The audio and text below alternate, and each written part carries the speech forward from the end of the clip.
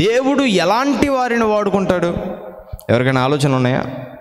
దేవుడు పలానా type of వ్యక్తిని వాడుకుంటాడు, లేకపోతే పలానా మనుషులను వాడుకుంటాడు.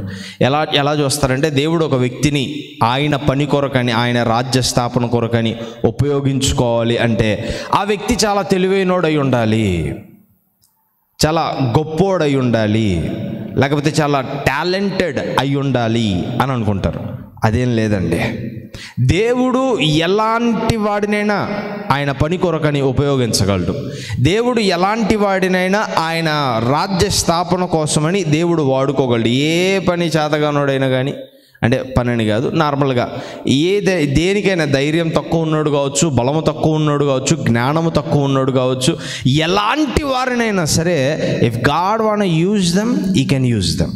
దేవుడు వారిని గనక ఉపయోగించుకోవాలి అనుకున్నాడంటే ఉపయోగించుకోగలడు.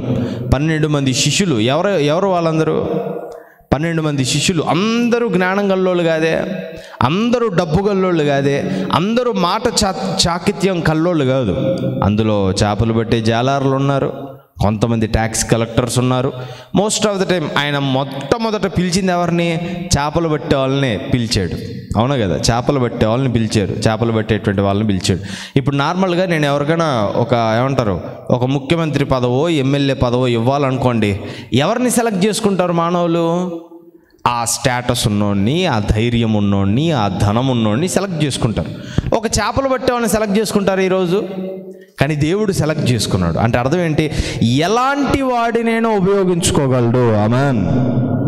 ఏమంటే చేపలు పట్టే వాళ్ళతోనే దేవుడు ఇంత విస్తారమైనటువంటి దేవుని యొక్క స్వార్థను ప్రకటింపజేసినప్పుడు, ఈరోజు ఈ మాత్రం జ్ఞానం ఉన్న మనతో దేవుడు ఇంకెంత చేయగలడు. ఆమేన్.